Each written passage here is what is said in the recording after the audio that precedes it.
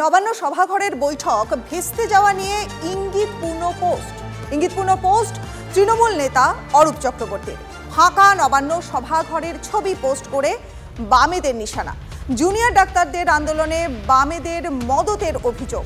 অরূপ চক্রবর্তীর পোস্ট ঘিরে বিতর্ক তুঙ্গে।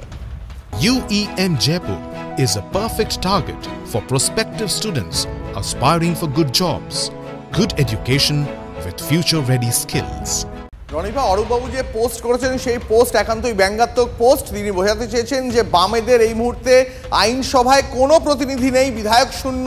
কারণ এই ছবি মুখ্যমন্ত্রী মমতা বন্দ্যোপাধ্যায় তার সঙ্গে স্বাস্থ্য প্রতিমন্ত্রী চন্দ্রিমা দেবী দুজনে বসে আছেন। এই ছবি গতকাল সোশ্যাল মিডিয়ায় ভাইরাল হয়, কারণ মুখ্যমন্ত্রী নবান্ন সভাগৃহে দীর্ঘক্ষণ অপেক্ষা করছিলেন। মুখ্যমন্ত্রী নিজে বলেছেন তিনি 2 ঘন্টারও বেশি সময় জুনিয়র চিকিৎসকদের জন্য বৈঠকের জন্য অপেক্ষা করছিলেন, কিন্তু তারা কেউ নবান্ন পর্যন্ত আসেন, কিন্তু নবান্নে তারা প্রবেশ করেননি।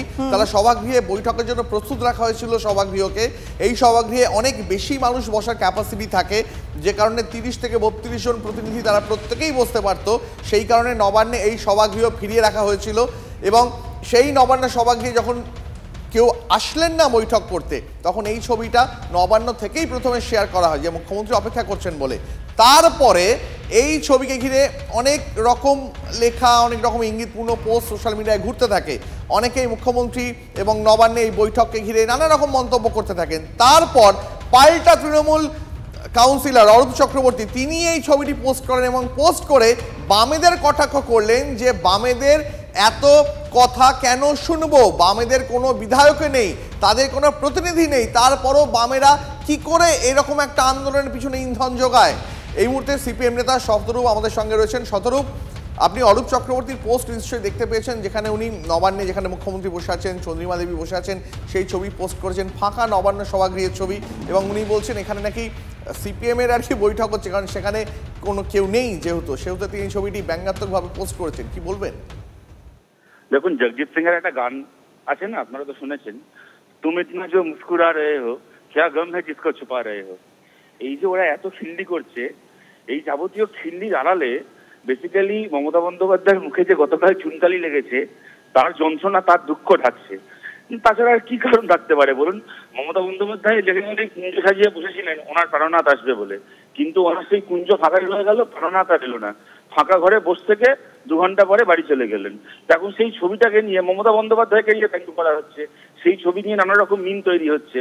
কেউ বলছে ওটা পশ্চিমবাংলার শিল্প সফর করছেন মমতা বন্দ্যোপাধ্যায়, পশ্চিমবাংলার গত 12-13 বছরের নতুন শিল্পগুলোকে দেখছেন। কেউ বলছে মমতা বন্দ্যোপাধ্যায় তৃণমূল কংগ্রেসের সৎ নেতাদের নিয়ে বৈঠক করছেন।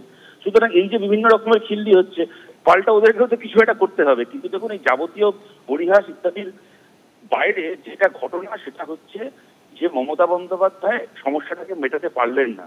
ওনার একটা অন্যায্য জেদের জন্য মেটাতে পারলেন না সমস্যাটাকে, যে কারণে পশ্চিমবাংলার স্বাস্থ্য বিভাগের ক্রাইসিস এবং সামগ্রিকভাবে বিচার চেয়ে যে মানুষের লড়াই, সেই লড়াইটা ক্ষতিগ্রস্ত হলো।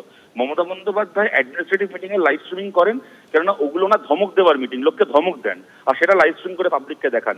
কিন্তু ধমক দেওয়ার মিটিংটা থেকে যেই জবাব দেওয়ার মিটিং ওনাকে বসতে হলো, তখন উনি বললেন উনি আর লাইভ স্ট্রিমিং করবেন না। এই যে বাস্তবতা, দেখুন রাজনীতিতে হাসি পরিহাস ভালো, এগুলো রাজনীতির মতো একটা আপাতভাবে নিরস ব্যাপারকে অনেক সময় প্রাণোজ্জ্বল করে। তো সেদিক থেকে আমি অরূপ চক্রবর্তীর পোস্টটাকে অ্যাপ্রিসিয়েট করছি। এই ধরনের সুস্থ হিউমার সবসময় ভালো। ওর অন্ততপক্ষে বোম মারার থেকে, গুলি করার থেকে এইভাবে হিউমারের মাধ্যমে বিরোধীদেরকে আক্রমণ করুন, সেটা সবসময় প্রণিধানযোগ্য।